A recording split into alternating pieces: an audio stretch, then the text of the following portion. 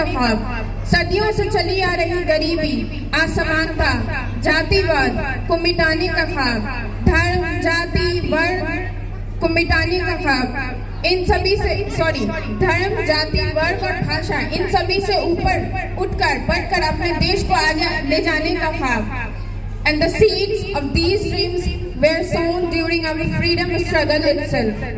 The nationalist leaders, our freedom fighters, saw a dream to see their motherland governed by their own country, governed by her own people.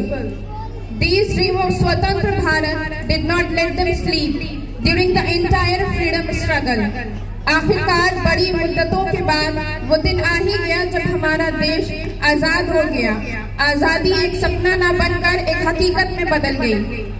In his speech, Tryst with Destiny, former Prime Minister of India, Pandit Jawaharlal Nehru, states that at the stroke of midnight, when the world sleeps, India will awake to life and freedom.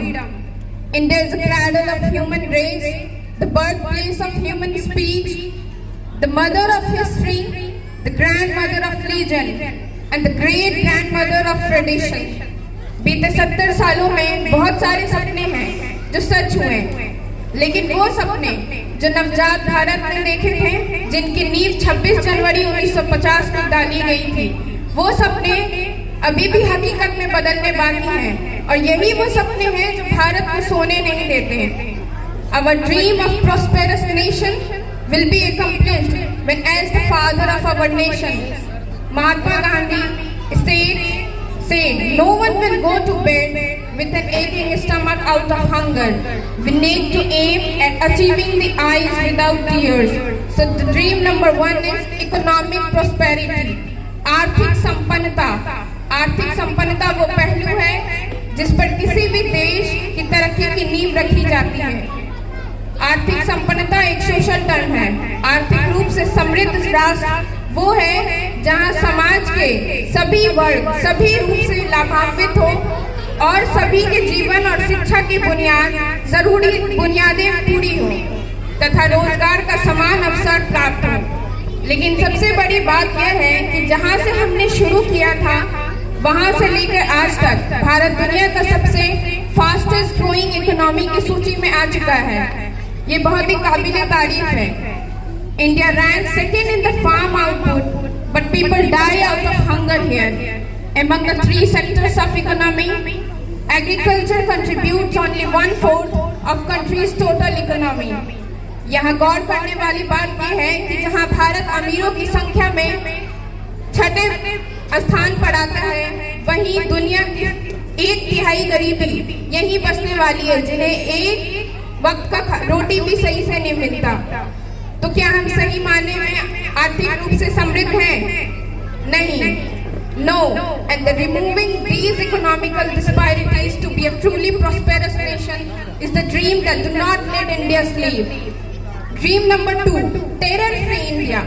Bharat विश्व का एकमात्र ऐसा राष्ट्र है जिसने किसी राष्ट्र के खिलाफ पहले युद्ध की पहल नहीं की। इसलिए नहीं कि हम कमजोर थे या कमजोर हैं, बल्कि हम अहिंसा के पुजारी हैं। इसलिए हमारी नम्रता और विनयशीलता के सामने पूरा देश नतमस्तक है। लेकिन इस नम्रता और विनयशीलता के बदले हमें क्या मिला? उड़ी, Pulwama, 26/11, and this gives the fire to the insecurity of Indian, heart of every Indian. ये टेररिस्ट किसी एक व्यक्ति, राष्ट्र या धर्म के नहीं होते, ये पूरे मानवता के अपराधी हैं, क्योंकि आतंकवाद मानवीय अधिकारों का उल्लंघन है। And this dream to make India terror-free do not let us sleep. Communal violence, regional violence are also faced in India a lot.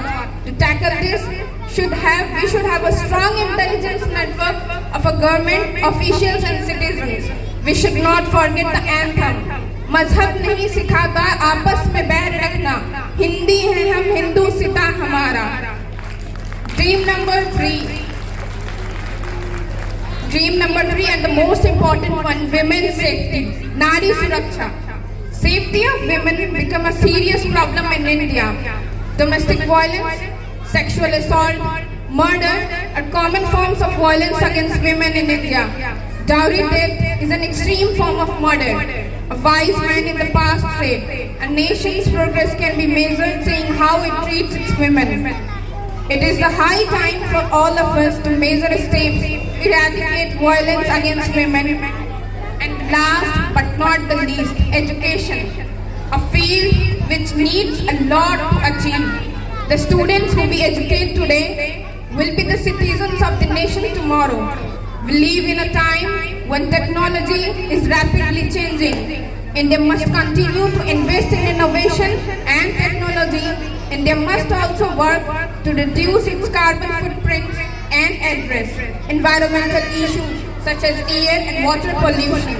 There are so many other things to focus on like healthcare system, absence of all forms of discrimination, a happy and healthy physical and mental environment.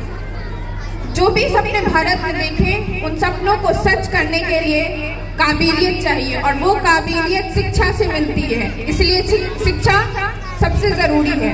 And there is no limit to dreams. These were few of them. India is a densely populated country with over 140 million people who think very differently and yet to find a proper meaning and purpose in their lives. The country has completed 76 years of independence and still lacks a common goal that must be achieved and sustained by its citizens. India should stand up for its own interest. India should strive to reach a point where every citizen can question the government. सपने वो सच होते हैं जो दुनिया को बदलने के लिए देखे जाते हैं, जो बुलंदियों तक पहुंचने के लिए देखे जाते हैं, और ये सपने धैर्य जुनून के साथ संजोए जाते हैं. जब सभी भारतीय एक साथ सपने देखेंगे तो उसे पूरा होने में दुनिया की कोई भी ताकत नहीं रोक सकती, क्योंकि इतिहास गवाह है. कुछ तो बात है हस्ती मिटती नहीं हमारी, सदियों रहा है दुश्मन दौरे जमा हमारा, सारे जहां से अच्छा हिंदुस्तान हमारा. जय हिंद, जय भारत. बहुत अच्छे.